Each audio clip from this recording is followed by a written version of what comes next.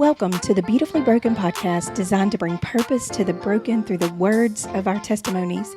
Our prayer is to bring forgiveness, healing, and deliverance to others through the power of our testimonies and God's Word. It's time to raise up beautifully broken women who can live in His goodness daily, break generational curses, and live out His purpose for their lives. And I'm your host, Stephanie Bullock. Now let's dig in. Hey guys, I'm Stephanie Bullock, and I couldn't be more excited to introduce our inaugural podcast episode today. I had the honor and privilege of visiting with Chastity Pope as she unfolds how God has His hand in her life in every circumstance. Even in her darkest moments, He was always there. She explains in this episode how she was exposed to adult situations at the tender age of 5, and how at the age of 16, she had to make one of the most difficult decisions of her life yet. You'll also hear how these events molded her life over the next 2 decades. She demonstrates how when she fully surrendered and realized that she was worthy of God's forgiveness, that He was able to pick up all of her broken pieces and make her whole again. He made her beautifully broken. I pray that God speaks to you today as we listen to Chastity's story. Well, good morning, Chastity. Thank you for being here with us today. I'm so thankful that you were able to make the time to come and share your story so that you can encourage and inspire other women.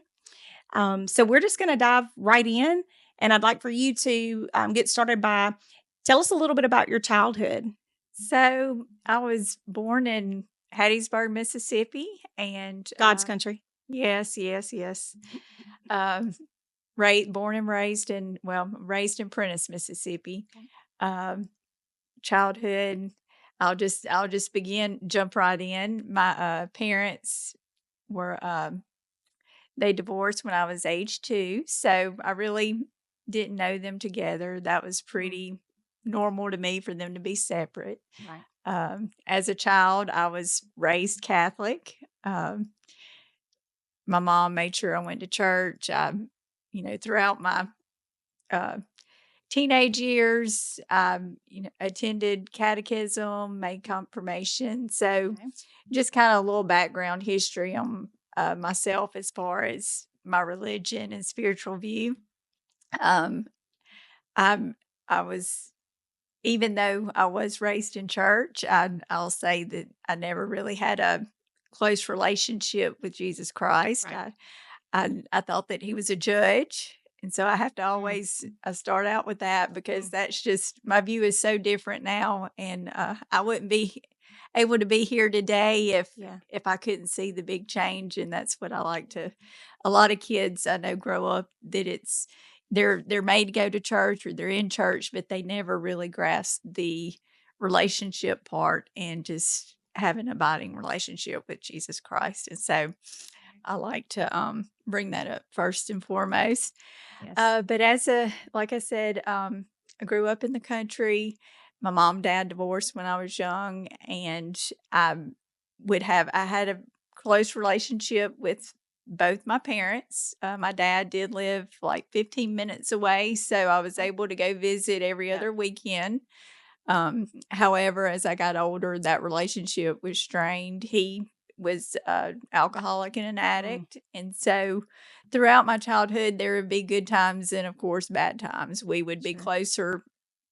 When I was young, we were really close. And then there was a time that we wasn't. And then as an adult, we really, throughout the end of my story that you'll hear today, there was zero contact. So, but as far as He loved me the best way He could. Yeah. And so I see that today. Yeah. My mom, our relationship, typical mom-daughter relationship throughout. It's been up and down and all the way around. But my mom, she was a hard worker. She's the type that never missed a day's work. Always, she was always present. She was not very affectionate. I never heard "I love you." There was never. Oh, wow. you're doing a great job in life. There was never any kind of encouragement. And she, so I always adored her. Mhm. My goal was always to please her. And she was very just no nonsense. Get up every day, put your makeup Yep. on, do what you're supposed Yep. to do. You got to look a certain way, Mhm. and it's just as simple as that. In my There's early parenting years, I was a lot like that. I'm very task driven. I'm very much of a perfectionist. And early in my boys' lives, I was a lot like that too. So I can relate to that. And being the only daughter, the only granddaughter, the only niece, um, my mom and I had a very strained relationship as well. My dad said we fought like a bunch of alley cats, you know, like yeah, two cats, feral cats meeting in the alleyway, and they would fight. He uh-huh, said that was me and my mom. yeah, So I can relate to that a good bit. right. And and like I said, there was never. I always respected her. Hmm. I wanted to please her. I always respected Hmm. her. There was never. I would always noticed as a young child, I have friends that would talk back to their moms and do that, and that wasn't me. Right. Whatever, now I didn't like whatever she was saying. I would cry and, go off and to myself, but I never talked back. I Yep. was never rebellious openly and verbally. Yep. So I always had the utmost respect for my mama. Hmm. um, but she, like I said, she was beautiful and she was young. She's only 20 years older than me. Oh wow. Oh yeah. So there's, she was a young mom and had a very active social life. Mm. So that left me being at my grandmother's primarily Mm. for a lot of my childhood Yep. until I was on into like 12 years old. But so anyway, she worked a lot. Hmm. She was just being a typical, she was just young, being typical young mom, Sure. and Sure. nothing abnormal. My mom's never had any kind of addictions or anything. Really? Okay. So yeah, but so Mama's house was my where I was at all the time. That's where I wanted to be. That's Mama's good. house was very chaotic. There was always cousins, uncles, and you name it, some strangers off the street. Anyone coming down Everybody was Highway welcome, huh? 42 would, had a place Yep. if they needed there. Yep. That sounds like my But family. I Everybody's loved welcome. it. I loved being Yep. there. That was where I wanted to be. And my just a little background, my mama, she was an alcoholic. She, as a child, her mother got murdered by her husband. So Oh, wow. my grandmother had to testify at her own mother's murder trial. Wow. So she went into a orphanage and at a young age, and then after she got to be an adult, of course, got married. She married an alcoholic, Okay. and she ended up having to have him committed. And during his stay at Whitfield, he went into DTs and died. Wow. So just a little background on her history, and Mm. she lived in guilt, shame, Yep. unforgiveness, which are a lot of the things that I have struggled with. Mhm. And she was always in denial, Mm. and just from that, Yep. just from that. And we haven't So gotten into your story yet, but I know your story, and so, um, it's almost like you can see where the generational right, issues began. yeah. Uh-huh. And so once, like I said, I mimic. Yep. It's like I picked up on, Mhm. because I would see when all the chaos was going on, she would Yep. go put herself back room, Mhm. seclude herself, drink. But it skipped your mom. But it skipped my mom. Okay. Of course, it didn't skip her brothers, and Mm. Okay. um so Gotcha. it didn't skip everyone in her, of her siblings. Gotcha. But she did turn out.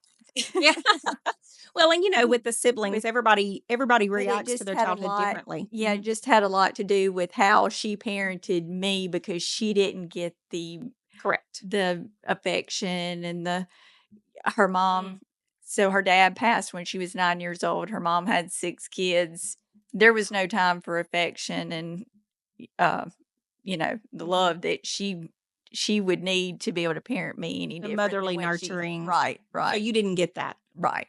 Okay. And so once, but yeah, so my grandmother, that was just kind of a little back history of her. So there was a lot of generational dysfunction going on. At age 5, um, mine came out to the open. At who knows whenever the dysfunction started, and this is kind of where I I had I usually skip. I don't skip. I skate through this part. I kind of skim over and in CR we identify Yep. and we don't go into triggers and we don't, Correct. but today the Lord said I needed to Mm. I need to sit in this Okay. and I don't need to skip over Okay. the details and just because it's hard because I'm still, it takes me back and Sure. my whole life, this part wasn't a big deal. Hmm. So I think um, with childhood sexual abuse at 5 years old, my mom walked in and I came out of the room half dressed at my grandmother's. And she, of course, asked what was going on. And I said, what was going on? And what was going on was my grandfather was sexually abusing me. And so um, I, as a young child, didn't know that that was wrong. Correct. Right. And I feel like when there is sexual abuse, you either go one way or the other. At 12, 13, 14, you blame everything on it. You either you start drinking, you do what, To suppress. you know that that's happened to you. Everything is the cause of that, or you don't really, it doesn't matter to you. You say it doesn't matter to you. You You're in push it down. denial. You push it down. It's not a big deal. I didn't even know it was wrong. Right. I didn't, and that was me. Okay. And I felt like there was no feelings of I wasn't angry at my grandpa. I wasn't angry at my grandma. I just even at 12 and 13, I remembered and knew then that that was wrong. I remember being abused. I remember it was more than a couple times. I knew that it was something that went on Wow. for a while, and then I knew it stopped.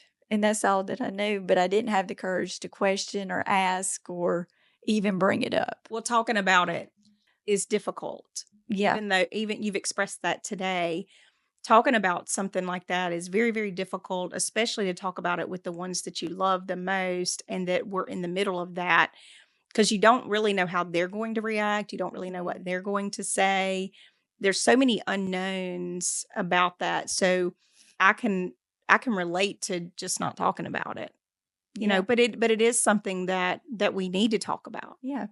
And I truly, in my heart of all hearts, felt like that didn't affect me at all. That it just happened and it was okay and no big deal. And well, there when I was 17 years old, my uncle came in and he was on a drug induced manic state. He was going off and he voiced that his if your step he was speaking to my grandma, if your stepdad did what he did to me, da, da, da. And so my grandmother was like, when he left out of the room, she's like, I don't believe a word he just said. And that was when I addressed it. I said, my mom, I said, I do. I said, because it happened to me. And I remember it. And So your grandmother didn't know? she did know. Oh, But she's in such denial. When she said that, I said, Mama, I remember. And wow. she just, at that point, she broke down and Yep. she said, I've been to the priest. I'm sorry. I'm so sorry that happened. And I said, Mama, it's fine. And just at 17, I'm like, it's fine. It's okay. But I know he wasn't lying. I'm just, Wow. I didn't, I'm just glad to know that it wasn't just me. Wow. And that was the end of the conversation. But that opened the conversation. I couldn't wait to get home. My focus as a 17-year-old was, I want to ask my mama what exactly happened. Correct. And that it happened, or I wanted to tell her it happened to my uncle too, her brother. Right. And so I was more on the drama part of it. But so At 17, I would not be surprised. right. So, whenever I told her that, she said she's, let me know what that she had walked in and this and that happened, because that's when I asked her what happened. Yeah. And told me that day. She said and that was the last day that your grandmother drank. And so Wow. now looking back, if I could go back to that conversation, like the magnitude of that conversation was, she was over 12 years sober, and she was still eat up with shame, guilt, unforgiveness. Yes. Just the whole, how she felt. But the most important part was that I mattered. I know how it feels to stop coping with alcohol, but I mattered. Correct. Enough. Right. Right. And if I could just, it's like, and that's what the Lord tells us, you matter enough. That's right. She could not forgive herself. Mm. And we do that. I do that too. Or I have done that. Yes, just we've not all been done able that. to forgive myself. Yes. And that's what, the Lord, he's like, I forgive you just like I forgive her. And in the whole situation. But so that was that was something that I'm not guilty over. That's great. We learn in step studies and everything. Yep. You're not guilty. And but I really, that's the main thing of all this, is that forgiveness. It took a long time for me to understand that I didn't have to be mad at the situation. I didn't have to feel like that I was angry at my abuser. I didn't have to, but it still had an effect on me. And I did know, I knew that it made me a people pleaser and very codependent. Yep. That's where, over the last few years that I have learned that it really did have that effect. But when it come to the unforgiveness and it made me think about all the grandparents out there. They didn't have podcasts, and they didn't have CRs, and they didn't you have, didn't talk about that and stuff. you didn't talk about it. You did not talk For about her it. to be able to do that and be in that situation with all that shame and guilt and not be able to talk about, how did she feel that day? Right. Not having an outlet. An outlet. But then for it to come to reality that, the children and the grandchildren are old enough now that they remember it. Yeah. And they have remembered it. And we've just not talked about it, but it didn't mean that it went away. It didn't mean that you didn't remember it. It didn't mean that you don't know. Yeah. It doesn't mean that you don't still have emotions and feelings and scars from that. Mm-hmm. And so I imagine that was a pretty big realization for her even. And the fact that that you saw her emotionally break down after that is a good sign. But that may have been the release she needed. Yeah. Yeah. And so, which leads me to the next part of my childhood that I, and when I look back, I had a great childhood. Yeah. I can't say I felt loved. I was, you went to a private school, right? Yeah, I felt like I was everybody's favorite. Yeah.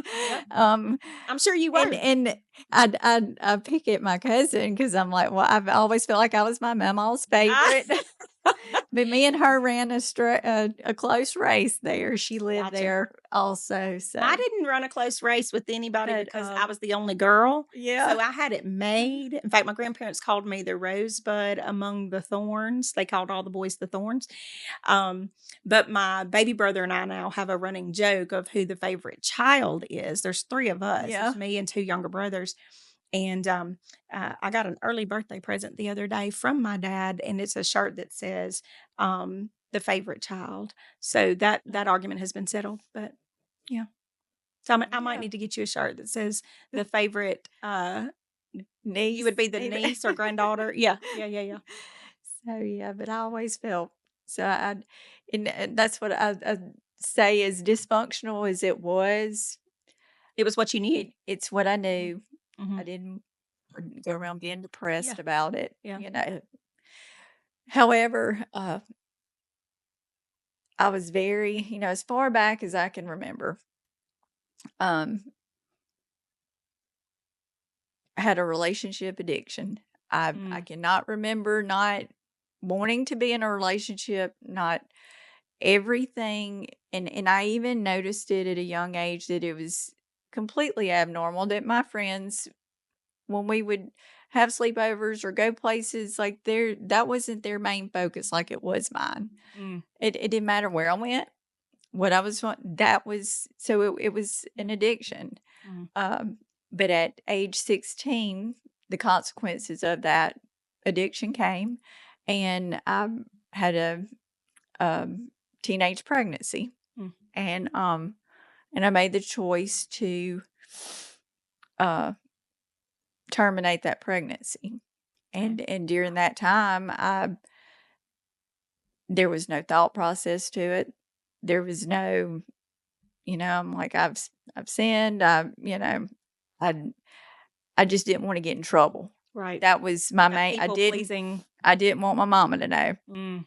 and so I go to my daddy because he's not gonna punish me, and he's my friend at this point. Yep. And so, I went to him, and I hid it from my mom, and then we went for an appointment, and during that appointment, I had a change of heart. I said, I can't do this. And Mm. my dad, bless his heart, he was out there, and of course, I don't expect anyone to just automatically know what that situation is like, but it's when you hear that heartbeat and you walk outside and there's people just with signs up, and Yeah. it's hard. And to be 16, I Yeah. know that was my sin. I know that was my mistake. I knew better. But it's still the situation. It was hard. But I can't help my dad being my dad. I thought he was going to get us arrested because he's trying to, like, he's fussing out everybody there. This is my daughter, and we got in the car, and he said, if you want to have this baby, if you don't want to not do this, we'll figure it out. Now, mind you, my dad couldn't barely keep a roof over his own head. And so I didn't think I had any other option. But I did. I broke down that night because in my mind, when we left there, I'm like, I can't do this. And so I did break down to my mom and told her that I had been and what I was planning on doing, but I was having second thoughts. And she said, I advise you to go ahead and do it, and for us to never speak of it again. And so, kind of to back up, my mom, during that time, we had just lost my aunt to sudden death. She was like 35 years old. Wow. So She was yeah, young. she was very close. I was very close to her as my mom's only sister. Mm-hmm. So we had just went through that, and my mom had just went through a divorce. She had actually been married from at that point since I was like 7 years old. So I did have a stepfather in my life Okay. that was he was the closest thing to, I mean, he was awesome. He was an That's good. awesome stepdad. But she was going through a divorce, had just went through a divorce and remarried this not so good person, and was realizing that, and it was just a terrible time at home, and from her standpoint. Gotcha. So, but during the time, So she couldn't handle. She didn't want to handle the news you were she handing her. Yeah, Yeah. and I get it. I really get it. Yeah. And she didn't want to deal with it. She didn't want to even really hear about it. I mean, she probably would have been better off if I wouldn't How have did that make even you told feel? her. I felt because after the procedure, I wanted to even talk to her about like the pain and she shut me down, and so I never mentioned it again. So she stood her ground on, we don't speak about it again. Yeah, she did. Wow. And we didn't up until a few years ago. Okay. We did and at this point we've discussed it further. Yeah, I get it. And now it's not something she wanted to do, and I can't tell her story or her feelings. Correct. She Correct. I'm sure, but I do know she wishes that the situation would have been different and that she would have handled it different. Sure. Hindsight's 2020. And I think there are a lot of us that would say that we would probably do some things differently. I don't know that I would do everything differently. Like I wouldn't go back and fix all of the issues and my mistakes, because they built who I am today. Right. And the experiences we have, good or bad, are making who we are. You know, it really goes back to the whole beautifully broken thing. And beautifully broken because the broken pieces, you know, when I made a mistake, he picked them up and he made something beautiful out of them. And so then I am able then to become the masterpiece he's had for me the entire time. And so it really makes us who we are. But hindsight's 2020. I think there's always some things that we probably would do differently and could do differently and wouldn't necessarily change the trajectory. So I'm glad to hear that y'all have at least been able to get to that point where you feel like you know that she feels like we probably could have handled it a little differently. I wonder though, so just out of curiosity, was the dad involved in the decision at all? He was. Okay. He was. And he was in agreement. He was in agreement too. Okay. Okay. Okay. And well, yeah. That's tough. You know, from 5 to 16, I can't do math, but how many ever years that is, that's not a lot of time in between the abuse that you remember and then having to make such an adult decision. Then you had a lot of adult experience from birth, basically. Right. And that's what and that's where kind of I pinpoint putting on mask and putting Correct. on was because I did go to a private school. Yeah. And I couldn't have, if they wouldn't have allowed me to be there. Wow. So, and it was a big year for me.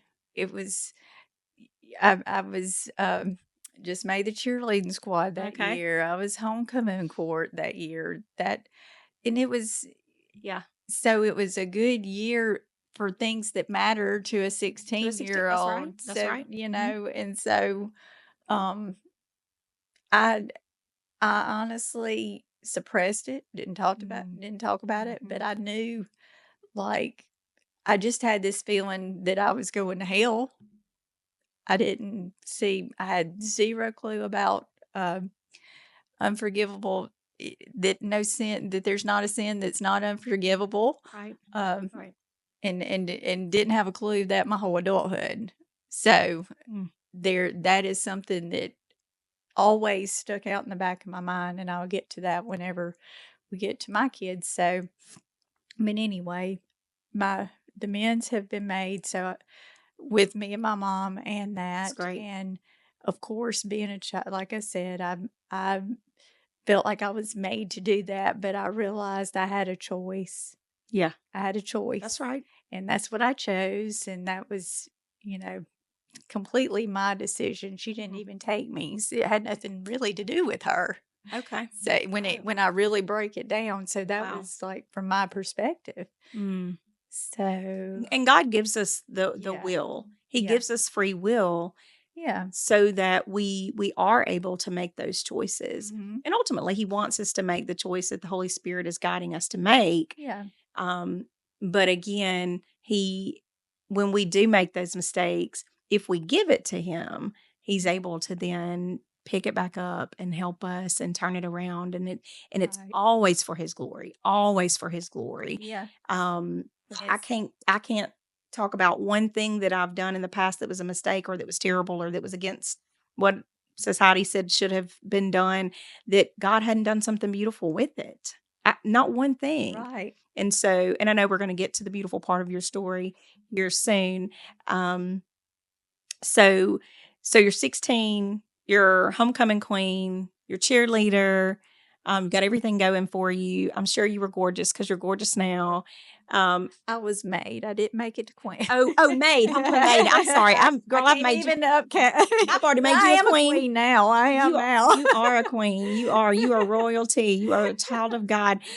Yes, girl, I didn't put a crown on your head. So, so you had everything going for you. So I wonder, I mean, did anybody at school know?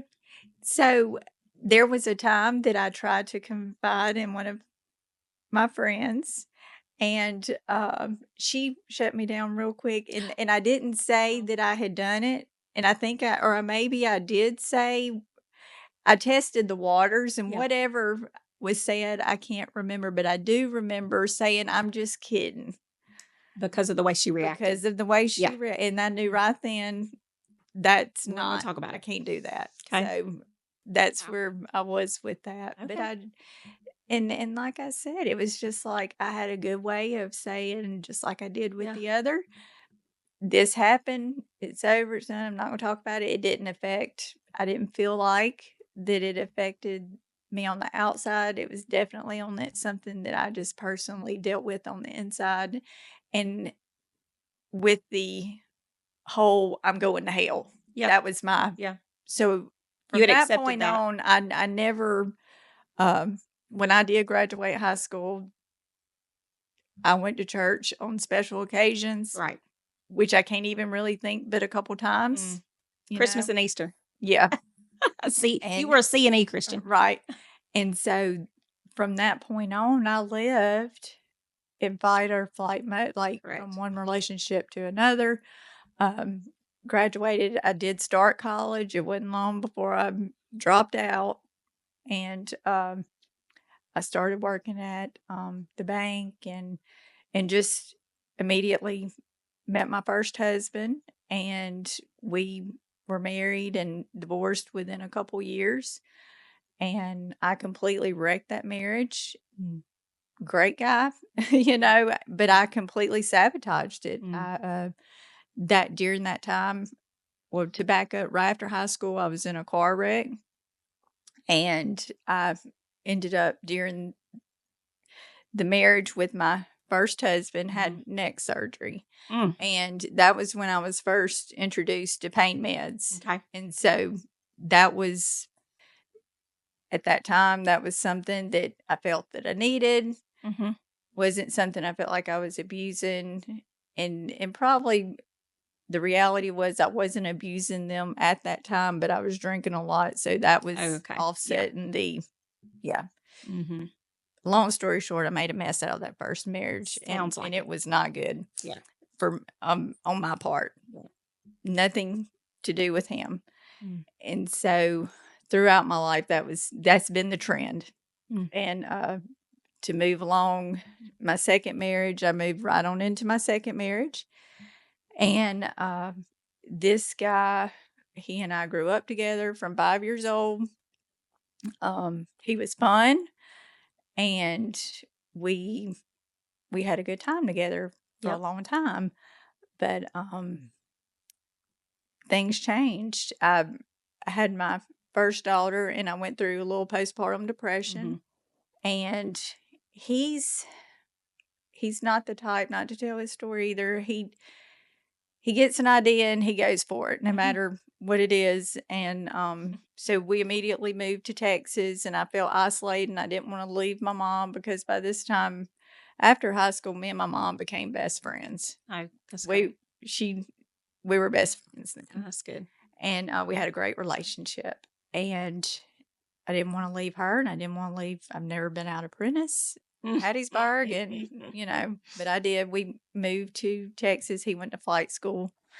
And from there, that's what led us to South Haven. Was he finished flight school, and he got a job at Northwest, but unfortunately, due to his circumstances, that didn't last long. And by this time, I had my second child. Okay. And with my first one, I wanted to do everything different with my second one. With my first one, I was ready to go back to work. I didn't have a bond. I can't say I didn't bond with her. I did bond with her, but she was so difficult. Yeah. She was not she screamed, and she, Yep. you That know, first one's hard because you're figuring it out. You're trying to yeah. figure out what to do. You don't know what to do. The first one's hard. I think the Yeah. first one gets sometimes the bad end of the deal. So I was I could not wait to get back to work. I was counting down to Yep. when I could leave Yep. and go back to work. I can with relate her. to that. So Mhm. so whenever my second one came along, I'm like, this is in my mind, I'm like, this is going to be different. I'm not going to be that way. This is going to Okay. be different. And sure enough, she came into this world, and she was the sweetest, just beautiful bundle of joy. I did have a C-section with her, and Okay. so it was easy. And Yeah. God knew you needed easy. There you go. And when I say she just slept all night, all the time, I mean, she was a perfect Wow. baby. I didn't have any that slept all night. And so and I didn't want to leave her. I was very overprotective over her at first. I was kind of like, I don't know if I want you holding her or not. So it went from one extreme to the other. Like, I kind of took it a little too far. But during that time was when I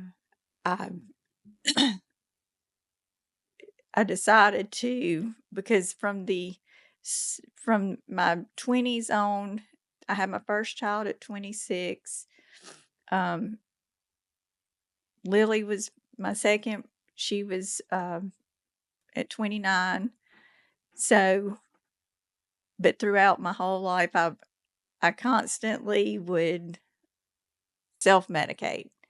I wasn't saying, okay, I feel bad as far as emotionally or mentally, but I started noticing I would go get my prescription filled because I continuously had a prescription of pain pills, which is not normal. Right. To me, I needed it. I had a pain. I needed this. I had a headache. Okay. So the addiction was there. I just wasn't even aware at that time. Well, after the C-section in her, I did realize, so I've been without pain medicine since, my whole pregnancy. Well, now I had the C-section. She was born. They gave me a prescription of pain medicines. Yep. And just that fast, I was calling for a refill. And decided to go back to my doctor and start taking the pain meds again. Start taking, another thing I was taking was was Adderall, muscle relaxers. So every day was a gift. In reality, I was mixing, and it became a very bad problem. So during my second marriage, between that and by 18 months, my daughter started showing what we now know as autism. Okay. She became from the perfect child to what's wrong. Yeah. She would just scream. You put her in her car seat, she would scream. So I'd get to work and I'd just be shaking. Like there was nothing you could do to make her not scream. She put her in the tub, she'd scream. It went from me not wanting to leave her, because that was one of the first resentments, immediate resentments at that time that I had towards my husband, was that I had to go back to work because he lost his job because and I had to leave her. And so that was just the first one. And then then it got to where I just didn't want to take care of her. I didn't want to be there. And point blank, I didn't want, the husband had one more chance. He blew it. He blew that chance, and I just didn't want to be, I wanted to be away from it all. So I left. Yeah. It was too much. It was too much stress, too much pressure. And I wasn't in my right mind. Yep. And so I always say with that marriage, it was mutual mess. It was I can't to this day can't say that. All I can say is if I would have had a relationship with the Lord and not been intoxicated, that things wouldn't have been as toxic, but I still to this day know in my heart that I'm where I'm supposed to be. Right, that's right. And he's where he's supposed to be, and That's it's right. okay. That's right. But so yeah, that was here we are, marriage number 2. And then during this time when I left, immediately the I immediately met someone and they were doing meth. And that was where everything changed. Right. It didn't take long. 3 months later, I had my first arrest. At that point, I didn't even, it was like the word's out. You know, there's no hiding. Yeah, no There's more no hiding. more hiding. And just to go back, I didn't, high school, there was no drug use. And I can't even see they say there was normal drinking. There's not normal drinking. There's acceptable drinking. Correct. So I was totally against drugs because my uncle was an addict and my dad was an addict. So I knew what it did. Right. And I hated it. Yep. And I knew my mom hated it. She was a nurse and I would hear over and over these pill heads coming in here, So that was something in my mind, like I can be anything else, but this is something I cannot be. Yeah. And so Let me stop you for a second. would not I admit. got a phone call. Did it stop recording or did it? It's still recording? Okay, that's fine. All right, I'm sorry. So that was something I knew I couldn't be. I could be anything else, but not an addict. And but yet you were. But I was, and I was not going to admit it. Yep. And there was no admitting it. I was the one that I was either going to have to get called or something really bad happened because I was not even to the point of my family. They did do an intervention and good old intervention. And I would not. Did that work? No. Yeah. They never do. I don't feel it worked enough to get me there because I was stranded at my mom's and I knew I didn't have another ride. And she told me she was taking me to Whitfield or rehab. So it sounded better. Yeah. And the thing about interventions though is, I just don't feel like they work simply because honestly, until that person is ready to make the change, giving them an ultimatum doesn't make them change. You may get them to do what you want them to do. Yeah. But that doesn't change them. It doesn't change their thinking. It doesn't change their habits. It doesn't change their behavior.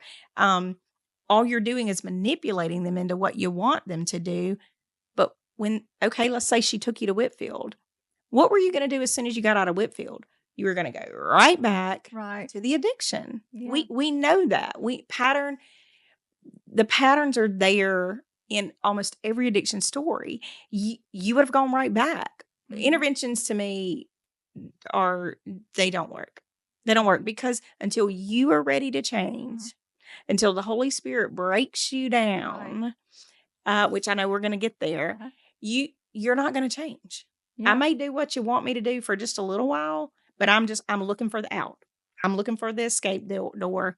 Yeah. I'm waiting for the opportunity to go right back to where I was. Yeah. Yeah. And on the addiction side, for me, I was in such denial, even though I needed it more than anybody could ever need it.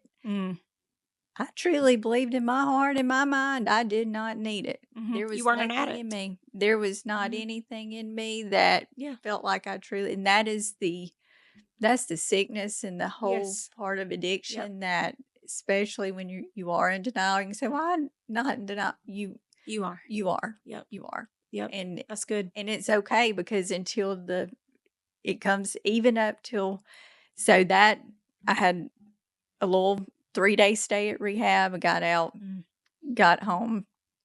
I hadn't paid a house note in a long time at this point. So house was headed for foreclosure. Wow.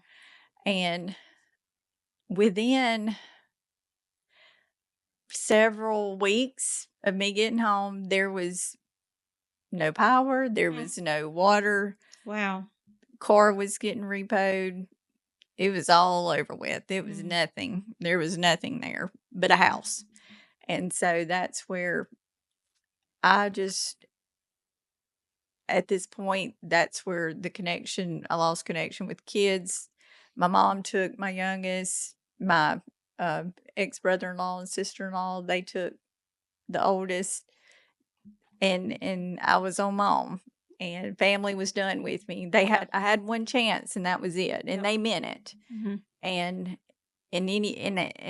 which with me, the isolation, I didn't want them to see me or know anything anyway. So, but they were done, and so I would live in the house without any power, or till I could find somebody to come and, help with bills. I was still in, and I can't ever get through my story without telling the insanity part of not having power and me thinking that I can hook my own power up with jumper cables, because I saw someone do it that was Stop.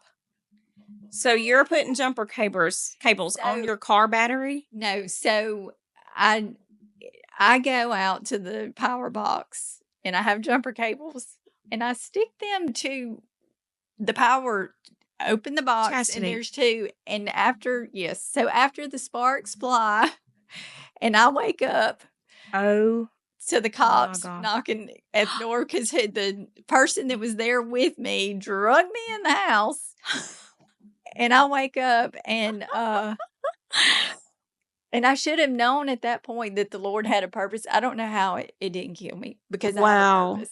Wow. But my first thought was oh my gosh, the rubber boots saved me. I had on rubber boots. Yes. Yep. There you go. But no, it was total God. insanity. That's where I was at.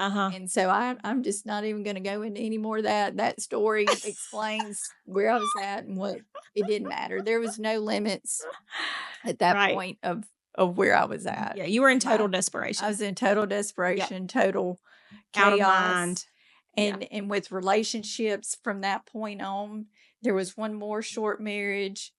There was just every relationship I was in was life or death.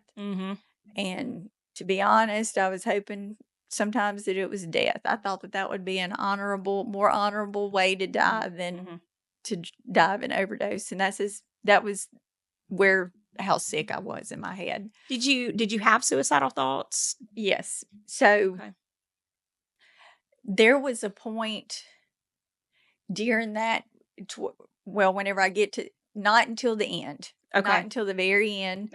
There was, because I was still in such denial that I was going to be okay. I was going to be okay. I was going to get through this. So I got my second arrest. The first arrest was a misdemeanor charge. The second was a felony possession and sales charge. Wow. Of oxycodone. So that had become my income. And that's where, there was no getting out of that. I had to face it. I got out of it from 2012, 13 till 2015. Oh, wow. That's how many continuances and avoidances. But the day came, and the night before, like I said, I didn't have, by this point, the house had already been gone. Where were you living? From house to house. Okay. So at the very end, there was the guy was with his brother-in-law and sister, provided a safe place. And I'll forever be grateful for Carmen and Brinkley. They really, it was very something that wasn't at all ideal for them or for me. Sure. And it was uncomfortable. It was, they had their kids there, but I needed an address. And I had been bouncing from there a couple months prior to my sentencing. Mm-hmm. And a couple months prior to my sentencing was when I was in my worst state ever. Oh, really? So they saw the absolute worst, and for them to allow me to Still allow you to live there. to stay was something. So, but the beauty and the glory of that was the Lord placed me there. Right. I believe it with all my heart. Sure. It was right there next to within walking distance to where I would go to AA. I didn't know that Okay. at the time. Okay. Where I would go to AA, a few miles from my church, Uh-huh. and a couple miles from a girl that was able to pick me up and drive me to drug court because I didn't have a car for years. Mm-hmm. And So the drug court came from your sentencing? Yeah. So during my sentencing, I got sentenced to 3 years drug court. Okay. Instead of, was there an alternative? Yeah. So to back up, the night before my sentencing was when I, for the first time, called out to God. Wow. And that's when I didn't know what else to do. I didn't have an address. Right. And I didn't have a car. And I couldn't see any way that I would be able to abide by the terms. So I would go to prison anyway. Sure. So I really was like at that point, and I didn't want to go to prison. No, who does? And so I asked him, Lord, please just save me or take me. Help me or take me, and he did. And I made it to court somehow the next morning. To this day, I don't remember. I know I was there alone. Someone dropped me off. I'm sure it was the ex-boyfriend. So that night you tried to commit suicide. Yeah. I don't even know some of the stuff I took. And when drug tested me the next day, they're like, oh my gosh, it took like 2 weeks for everything to get out of my system. Yeah, I bet. Before Right. I had a clean screen. And, but there was just something that, it's amazing that I woke up. Correct. And got there. Yeah. And got sentenced. And the judge said, so immediately you're supposed to go straight to the drug court office and get everything, get tested and do all this. Well, I didn't. I just left, and that was that day. I left, and I had to go one more round with the devil. Yeah. And that day was the last day that I put any substance Wow. in my body. Wow. So that was March 15th, 2015.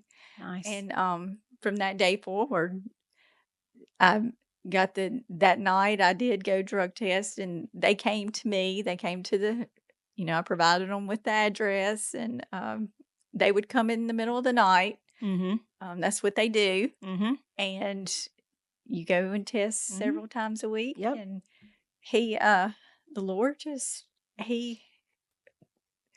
when I tell you he carried me through that program flawlessly, from that day forward, I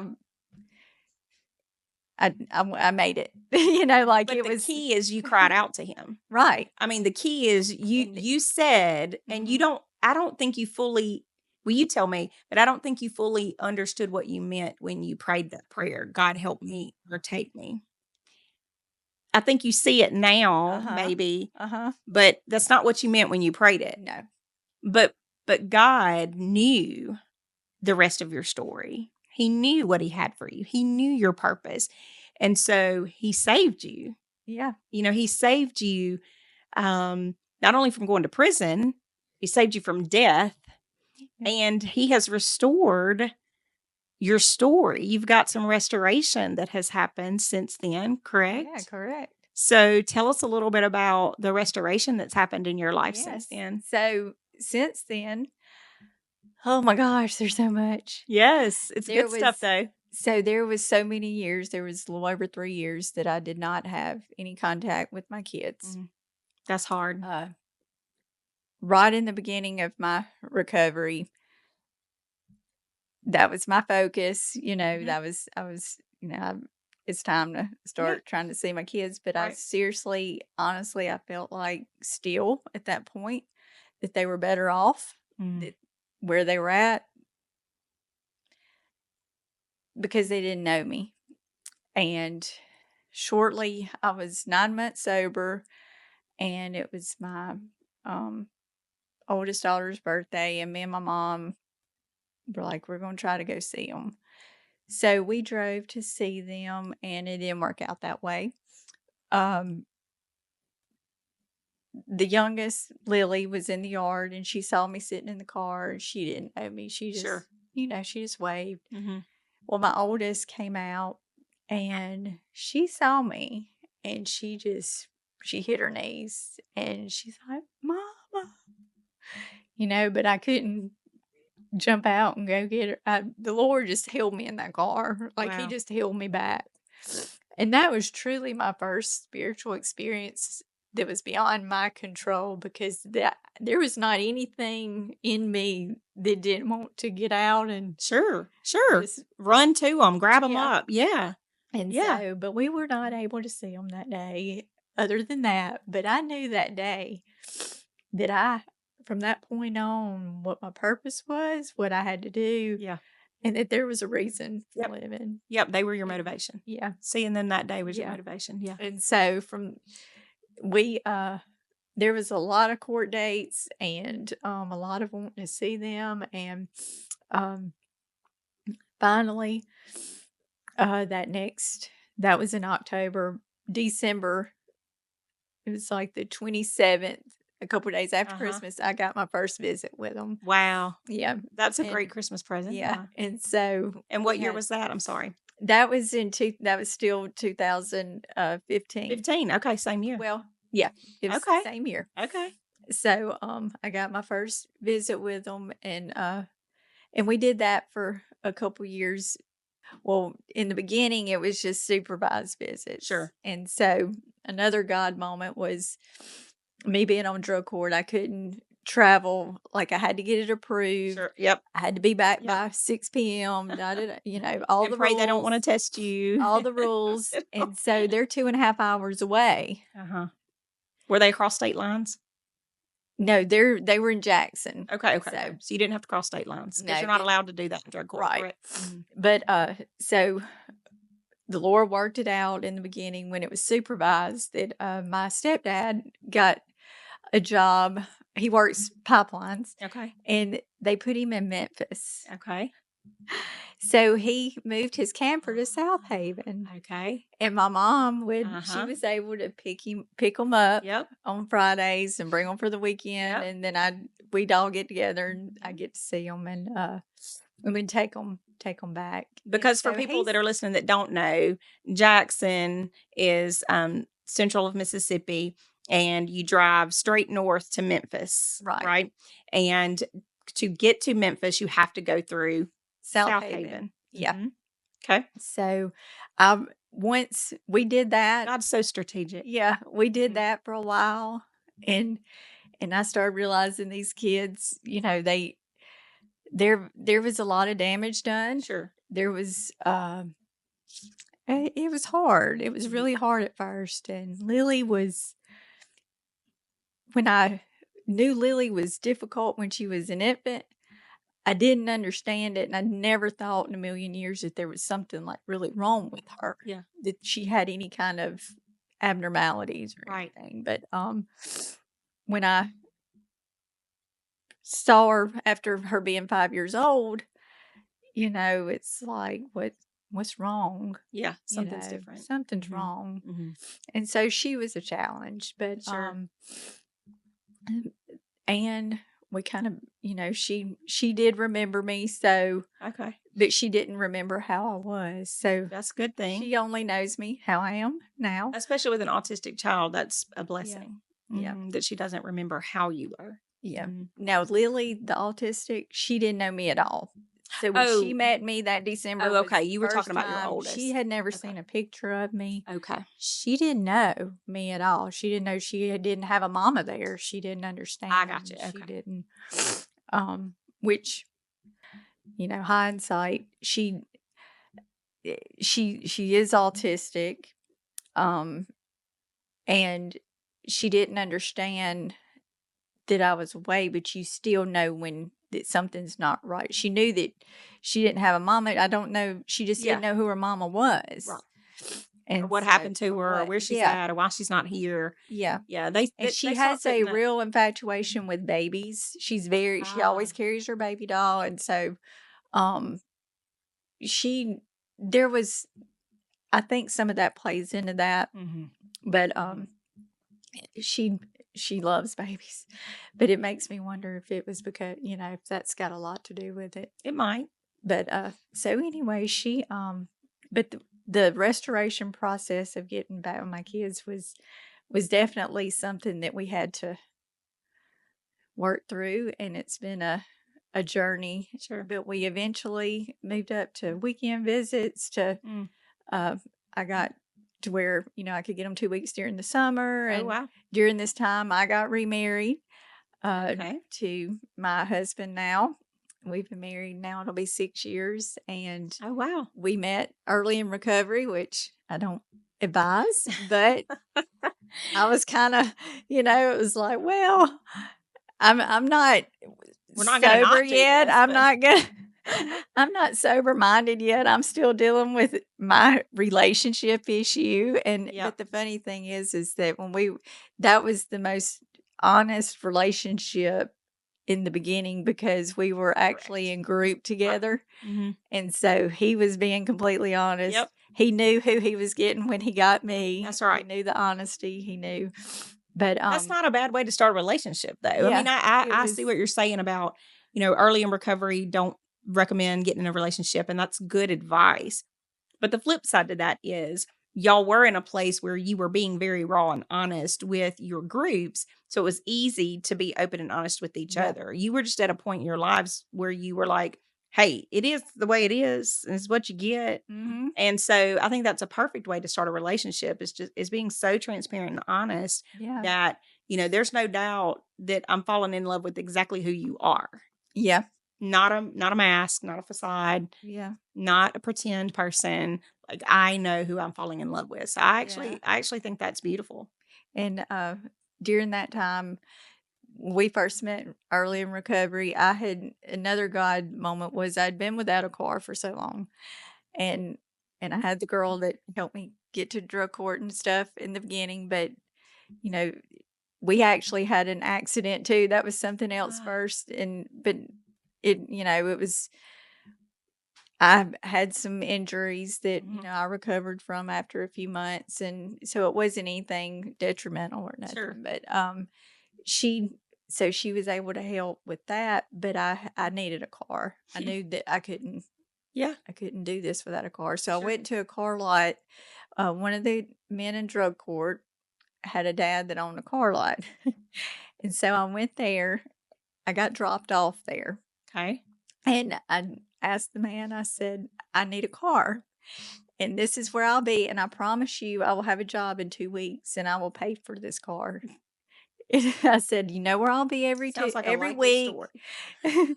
Every week you can come get the car. And I'll pay for it. You know where I'm going to be in court every Tuesday. So that's where I'll be.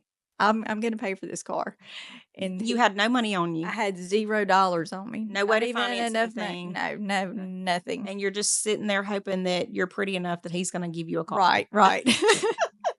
And so I sat there all day long, and it was getting time to close. And I said, well, he said, you don't have anybody to come get. I said, I honestly don't have anybody to come get me. I don't have anybody to come pick me up right now.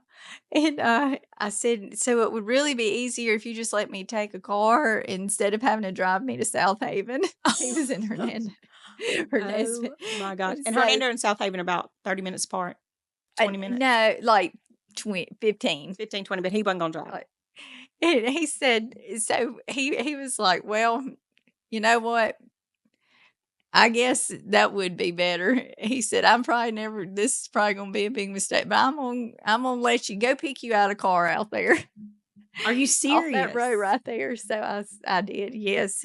So I went and I picked my car out and I drove it off, and I didn't even have money to put gas in it, but there was full tank, and I got a job within a few days at Williams-Sonoma, and I paid that car off I mean, I paid every payment. I paid on it weekly. I probably paid double for it because he definitely, He took a he risk. was funny whenever he said some not so chosen words whenever I walked in there.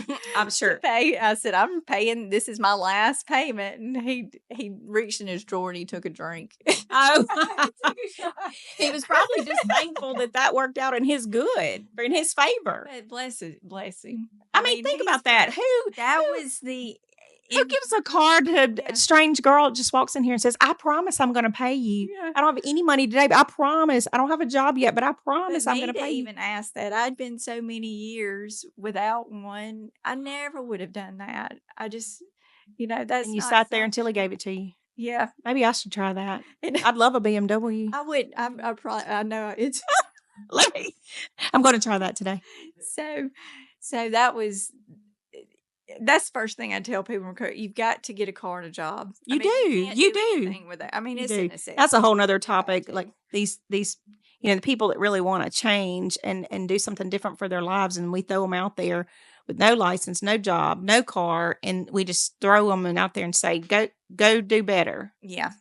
It takes people like this guy at the car lot to help you and take a chance on you and to take a risk.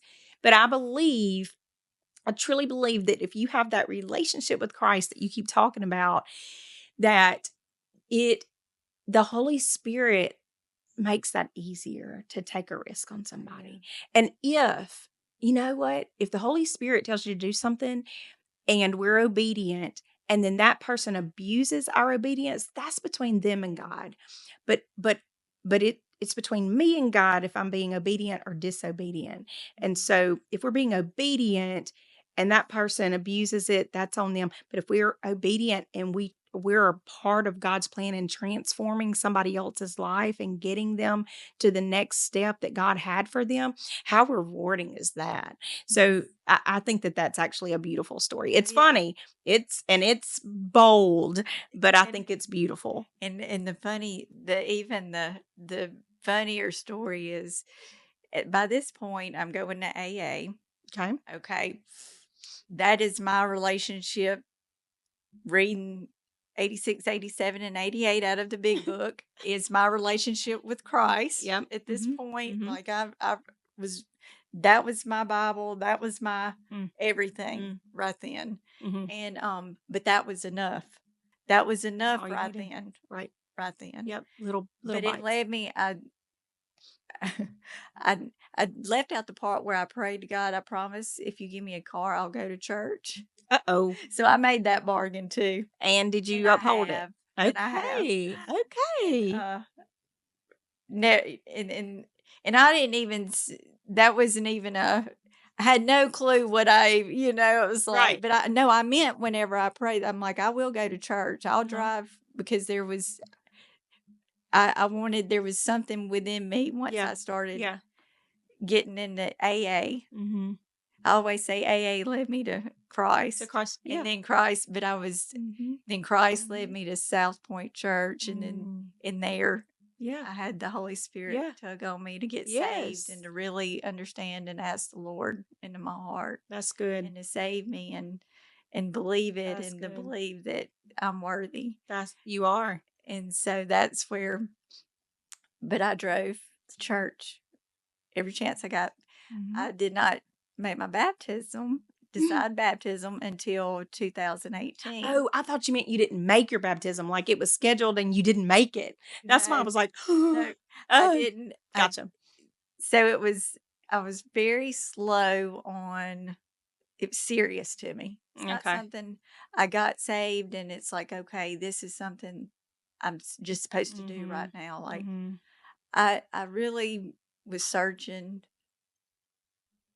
just because I was so, it's like somebody you just meet and you want to get to know them. It's the same relationship. I didn't understand the baptism. You didn't have any discipleship. I didn't understand, the importance of it and the underlying, I just didn't understand. You needed somebody to walk through that with you. Yeah. And it just took time. It just took time. Well, and going back to the whole, like, I promise I'll go to church. And I was affirming that. But I want to make a point that it's not about going to church. Right. It's about the fellowship and the connection and the serving within the church that helps us with our relationship with Christ. Yeah. Going to church doesn't save you. Going to church doesn't send you to Yep. heaven. Going to church doesn't make you a good person. But it's the not forsaking of the gathering, Yeah. and making sure that we do have those accountability partners, that we do have those the connections, the plugging in, getting connected to serving back to other people that are coming up Yeah. from situations I just came out of, Right. and so that I want to clarify that my affirming you going to church, it's not about you going to church, but the actual benefits that come from that. Right. So, because yeah. it was, I s- like I said, it was 2018 I got saved, and then actually before I started serving in church, it was 2020. It was in 2020, and right after during COVID, Yeah. because it took me seeing a table at church celebrate recovery Okay. to get into to really even dig deeper with my relationship with Christ. Mm-hmm. So during this time, I am praying. I am, Mhm. seeking, and had done a couple small group, had Sure. been included in a couple small Okay. groups. So you've been plugged in. Was plugged Mhm. in, going to AA. Mhm. I was plugged in. I can't say that I was really given, but I was taken in, Mm. and that's where You were a consumer. I was a consumer. Mhm. And so once life, like I'll go back to with my kids, there was the whole, visitation thing, but there came a time I was ready to get custody of them. Okay. I was, Yeah.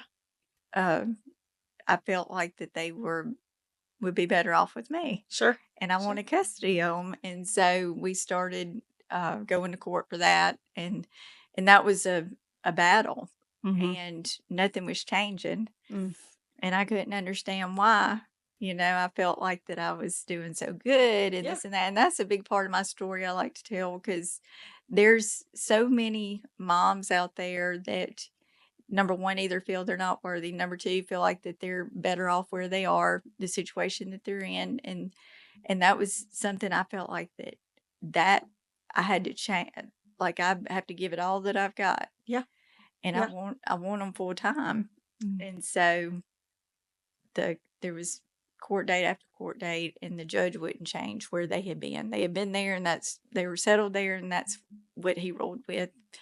And I finally accepted that, Mm. and I embraced it. And it took me really seeking help from my sponsor, Mhm. family members, my Mhm. mom. She Mhm. walked by me. I mean, she carried me through. Mm. She was there, Yeah. like no other time. That's tough And to go from yeah, abandoning your kids, yeah, years of no contact with them, to then getting everything together, getting your life together, getting saved, and now, God gives you that motherly desire again. You're like, I really want to be with them, and then to have a judge say, no, yeah, no, not going to pull them from what their routine and what they're used to for over a yeah. decade. We're not doing that. That's Right. tough. It That's is. hard. It is. That's hard to accept. And for me, I would have been like, God, I'm living for you. Mhm. I'm doing what you've asked me to do. I'm seeking after you, have a relationship with you. Why can't I have my kids? Like, Mhm. why did you choose to? I would have questioned. Did you He question him? I did. He said, "Not yet. Mm, Not yet." mm, And I wasn't ready because I mm, had no clue mm. what I was about to take on. And when it was time just like that. When it was time, I was called and asked to come pick them up. What? Yeah, By a judge or by? by my ex-husband. I didn't need a judge at that point. Wow. So when I tell you, So God worked like, it you could out. have told me anything in this world when I picked up that phone that night, can you come get Lily tomorrow, would have been the last I would have, that I couldn't even fathom that that's what came out of his mouth. Yeah. And Wow. so his circumstances changed. And Wow. And so that was Lily. that was the youngest. Now, what about your oldest? The oldest, she was going to hang tight for a little while, and she did for a couple weeks. And whenever I got her for her next visit, like a month later, I just kept her. And because there was some issues. She was out of the school district. Okay. So, and that worked out for you. You were able to keep her. I was able to just keep her, and so legally, you're keeping her legally now. Yeah. Okay. We've gone back. Good. Okay. Gone back. We don't need to expose anything illegal today. As rough as it's been, I think if it wasn't that way, I'd be like, just come get it. No. Yeah. But yeah, wow. And like I said, there was not anything easy with that, and the Lord carried me all the way. He had his hand on it, and that's what I try to tell people in recovery, ladies, that, and I would always, even in my addiction, I never fought for them. Yeah. No. Because I felt like, I'm going to tell you why, because I felt like that sin that I committed, that was punishment. And I felt like that's what I deserved. The abortion. Yeah. And that's where in God's word, you have to dig in and look at the truth. Look at the truth. And not the lies that the devil's trying to put in your hand. Yeah. So whenever we ask for forgiveness, it's not just of some sins, it's of all. It's of all. It's of anything you ask for forgiveness for. That's right. So you're coming up on your 10 years anniversary. So sobriety anniversary in a couple of months. Congratulations. Thank you. That's awesome. You've been married, you said 6 years. Yes. And you've had your girls back how long? So now it'll be 5 years. 5 years. Wow. Yeah. And your relationship with your mom is fully restored. Yes. And so God's just turned it all around. He has. He's taken those broken pieces and he has made a beautiful life so that you can go and give him the glory for it and share with others like you've done today. And I am so thankful that you have shared not only your forgiveness story, but your healing story, your deliverance story, because I really feel like that it's going to help so many others. There's so much that you've said today that I've related to and that I have felt, and I know other people do. And you've said some things that we don't even want to talk about, that people don't want to talk about, but we need to, because it is a part of who we are, and we have to deal with it in a way that God can then turn around and use it. So I appreciate you sharing that with us today. Do you have any last minute advice or comments that you would give to those listening? Just mainly just don't give up. Just don't give up. Don't ever think that that you're not worthy. Continue to show up. That's one of the main things for me is, the Lord, he doesn't call you to do something. He's not going to lead you to something unless he leads you. He's going to equip you to make it through it. And just show up. Start. Yes. If you have those thoughts of unforgiveness, if you have the shame, if you think that nothing's ever going to change, if I can change, anyone can change. There's not anything that the Lord can't do. Being in this type setting to me is unthinkable because that's just, but the Lord, I knew he set this up, and this year it's a big year. It is, for our recovery program, and another thing I like to share is to serve, like she said, serving, and I have to die to self every day. That's one thing. I have to die to self every day. I learned, especially over this past year, I'm in a study called The Journey to the Inner Chamber by Rocky Fleming. That's a great study to get in. And that's what I'm have an abiding relationship, just keep seeking deeper and deeper. And that's what's, carries me through every day, to be able to serve and be there for my girls and my husband, and for the people that are even in jail. Yes. So there's a lot that he allows me to do that I can only give the glory to him. That's great. And he doesn't call the qualified. He qualifies the called. Qualifies the called. That's right. And that's been a resounding reminder in my brain for the past year, because the devil will give us lies of, you don't know, you don't have the experience, you don't have the knowledge, you're not, this is going to fail, it's not going to work. But those are all lies from the devil, and we're just called to be radically obedient to what God has called us to do, and then we let him do the rest of the work. And that's what you eventually did in 2015. You just said, I'm going to be radically obedient, and I'm going to do what you've called me to do, and I trust that you're going to get me through. And that is what makes your story so beautiful. And so, Chastity, I thank you for being with us today, and thank you for sharing your story. Thank you for having me.